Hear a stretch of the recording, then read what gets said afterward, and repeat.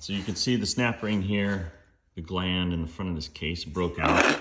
The snap ring was the last thing I found. It was clear underneath everything down inside the transmission. So I think what I've determined is that you can see where the end of this shaft was actually rubbing on the input shaft.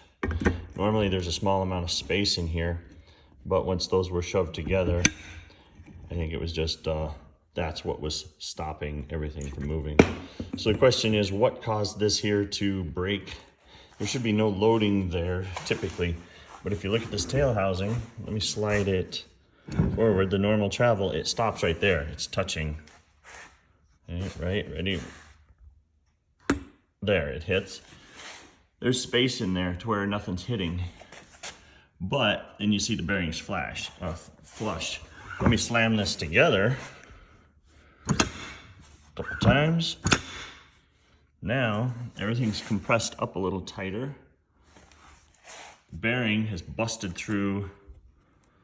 The snap ring would no longer be in there. This here now is what's stopping everything from traveling into the transmission further.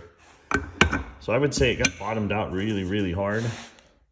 Enough to blow that apart, and thankfully you stopped running it because there was a lot of metal filings as it ground up all that. All those pieces were ground up and run through everything.